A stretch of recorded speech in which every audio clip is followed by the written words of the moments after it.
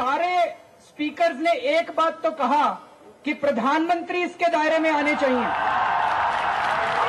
इस पे तो मुझे लगता है कि किसी की कोई असहमति नहीं है। दूसरा, मुझे लगा कि ग्रुप सी के कर्मचारी, निचले स्तर के कर्मचारी सारे के सारे लोकपाल के दायरे में आने चाहिए। इसमें निखिल को छोड़ के बाकी सबकी आम सहमति।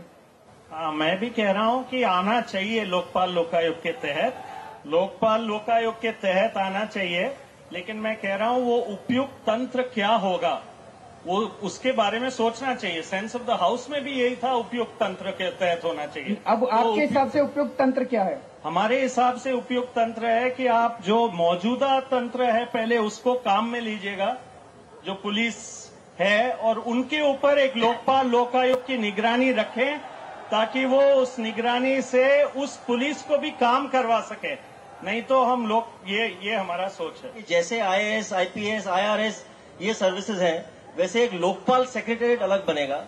35 से 40 हजार बिल्कुल ऑनेस्ट व्यक्ति आप कहां से लाएंगे ढूंढ के, ये आपको सोचना पड़ेगा। ये एक बहुत अहम मुद्दा है, इसको क्योंकि ये ना हो कि ये 35-40 हजार लोग एक सुपर बॉडी बनकर सबके ऊपर और हावी हो जाए और उनको फिर मॉनिटर करने के लिए उनके ऊपर कोई और बॉडी लाने की जरूरत पड़ेगी। तो इसीलिए हम लोगों ने जो जन लोकपाल बिल है, उस जन लोकपाल बिल के अंदर उस व्यवस्था को सुदृढ़ रखने के लिए ढेर सारे बातें कही थी कि कोई भी जांच होगी, उस जांच की पूरी होने के बाद उसको वेबसाइट पे डाला जाएगा।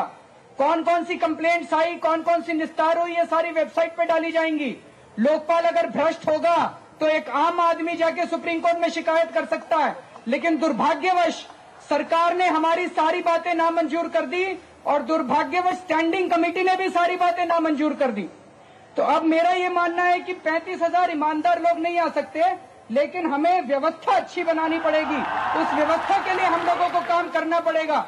हमारे देश में आज सरकारी व्यवस्था बड़ी सड़ी गली हो चुकी है, हमें व्यवस्था के लिए काम करना चाहिए।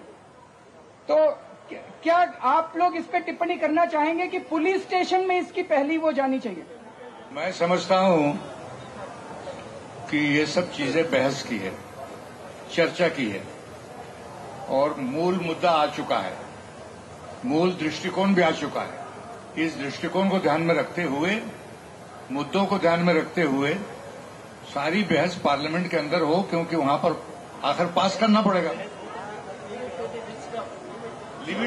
Leave it to the wisdom of the parliament members. मैं कहना चाहता हूं कि यदि ये पोजीशंस आप शुरू में पढ़ते और हम लोग बोलते तो तब तो हम उस पर टिप्पणी दे सकते थे। अभी अब आप कह रहे हैं, आप पढ़ रहे हैं और ये आप मान रहे हैं कि हमारी इससे सहमति है। हम नहीं मान रहे। ठीक है, हम नहीं मान रहे, लेकिन हम ये चाहेंगे कि अगर आप लोग इस पे अपनी बात रखें तो अच्छा रहेगा। हमने पहले ये तमाम मुद्दों पर अपनी पार्टी की लाइन और हमारी पार्टी की समझ बहुत स्पष्ट रखी। अब एक एक चीज के विवरण में अगर हम जाएंगे तो मुझे नहीं लगता है कि उससे कोई फायदा है, क्योंकि जब कानून बनेगा, कानून एक ऐसे मामला, अगर ये शब्द इधर से भी जाकर उधर जाता तो वो पूरा बदल जाता है। इसलिए हमने कहा ग्रीवेंस रिड्रेसल मैकेनिज्म निश्चित ऊपर होना चाहिए, वो डिसेंट्रलाइज होना चाहिए। सरकार का बिल बिल्कुल गलत बिल है, हम उसको रिजेक्ट करते हैं, लेकिन जो करप्शन संबंधित जो भी मुद्दे हैं वो लोकपाल के अंतर्गत आना चाहिए। बाकी जो ग्रीवेंस का रिड्रेसल है उसके लिए एक सशक्त कानून होना चाहिए। Law making is a process. Now the standing committee has given its report. Government will have to come back formulating its positions on the recommendations made by the standing committee.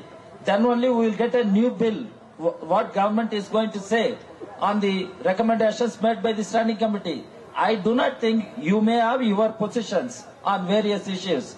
Political parties have given their views through dissent notes, and political parties may improve their positions also when the government comes back for a new debate in the parliament. That is why it is inconclusive. Standing committee has given its report. Now government will have to formulate its positions on the recommendations made by the standing committee. Then it can be an entirely new bill also. Then only we political parties can give due consideration. You may have your points. In the same way, Nikhil Dev has issue on points, and political parties have their positions. Arvind ji, मैं एक सुझाव देना चाहूंगा। आपने जो अभियान चलाया इतने समय से, और देश की भी जो इसमें एक भावना बनी, उसमें से ये स्पष्ट है कि अब एक लोकपाल कानून बनेगा, वो मजबूत बने। आज के इस कार्यक्रम का प्रयास केवल इतना है। उस कानून के कुछ बुनियादी अंश हैं जो उसकी सोल है, उसकी आत्मा है। उन बुनियादी फीचर्स के साथ हर एक पॉलिटिकल पार्टी ने, जो लोग यहां आए हैं या जिन्होंने डिसेंट नोट दिए हैं, अपने विचार रखे हैं। आपके विचारों में और उन विचारों में कोई बहुत बड़ा अंतर नहीं है। अब कुछ बारीकियां हैं भाषा की, कि कोलिजियम जो बनाएगा उसके सदस्यगण कौन होंगे, ये विषय संसद के लिए छोड़ दीजिए। संसद में भी अच्छा काम होता है कई बार, और सरकार नहीं मानेगी तो हम उसका फिर विरोध करेंगे। ये आश्वासन आपको है। आप अपने जो विचार हैं, आपका जो अभियान है, वो हम तक आप पहुंचाते रहिए। कहीं किसी विशेष तत्व के ऊपर आपको उस पर जोर देना है, एम्फोसिस देना है, हमें देते रहिए, हम उसको मद्देनजर रखेंगे। और बुनियादी उद्देश्य ये होगा कि एक मजबूत और स्वतंत्र लोकपाल उसमें से उभर के सामने आए। वो नहीं उभरेगा तो हम उसका हर रूप से विरोध करेंगे। अभी ड्राफ्ट बिल आया नहीं है। जो ड्राफ्ट बिल आएगा, पहले तो वो पत्थर की लकीर नहीं होगी। उसमें भी हाउस के अंदर अगर अच्छा डिबेट हो, बहुत सारे उसमें नुआंस चेंजेस आ सकते हैं।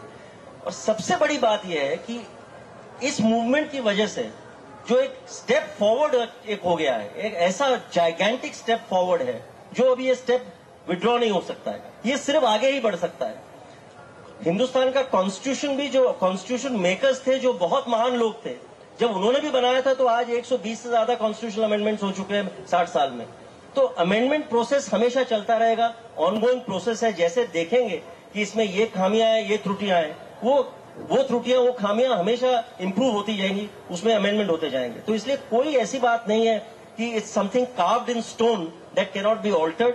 सो the sentiments of the people are paramount, they have to be kept in everybody's mind, including the legislators. एक छोटी सी बात पीछे से आई है हमारी कोर कमेटी की ओर से। सभी नेताओं को हाथ जोड़कर उन्होंने विनती की है। मुद्दा ये नहीं है, हम संसद की गंभीरता समझते हैं, संसदीय बहसों की प्रासंगिकता समझते हैं, लेकिन पिछले कुछ वर्षों में ऐसा हुआ है कि विश्वसनीयता कहीं प्रश्न चिन्हों में आ गई है। इसलिए जनता बार बार तालियां बजाकर अपने स्वीकार कहती है। तो किसी भी प्रकार से संसदीय पदों की गरिमा, उस सदन की गरिमा, उस सारी बहस की गरिमा के विषय में कोई प्रश्न चिन्ह नहीं है, ना इस टीम को, ना सामने बैठे लोगों को।